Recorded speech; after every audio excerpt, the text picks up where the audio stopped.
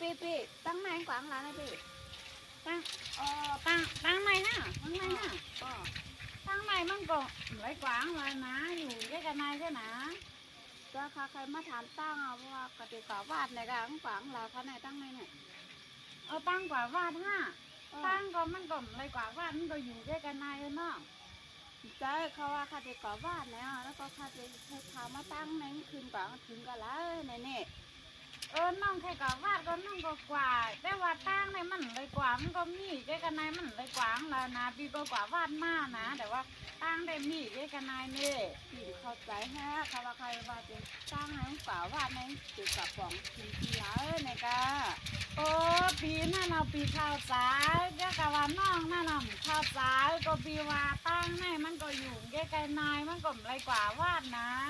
มีปีแค่กว่าวาดมากน้องปีนี้ก็ผมเข้าใจแต่นั่นเปิ้นกว่าเป็ดข้าวมูดว่าตั้งเต็มตั้งคือเปิ้นยาวเขาว่าตั้งนั้นกว่าตั้งหลายเนี่ยน้องกว่าว่าก็น้องก็กว่าเลยน้องดีกว่าลายลาตั้งมันก็ไรกว่ารู้มันก็อยู่ด้วยกันนายดีกว่าขามาเนี่ยก็อยู่ด้วยกันนายมันเหมือนไรกว่าว่าเจ้าหน้านาที่ก็เหมือนไรทำอ่ะตั้งกว่าลาพี่ดำไรทำมันก็ไรลาต่อปีนะแม่ลูกไปที่ไหนดีได้เนี่ยเข้าใจถ้าเล่นน้องนั่นน่ะเข้าใจปองใจอีแล้วเนาะก้นอย่างกับหัวอ่ะไม่สูง5 ตอนปีใหม่สร้างแก่นค่ะข้าวนั่งคำสาเมื่อกึ่งค่ะ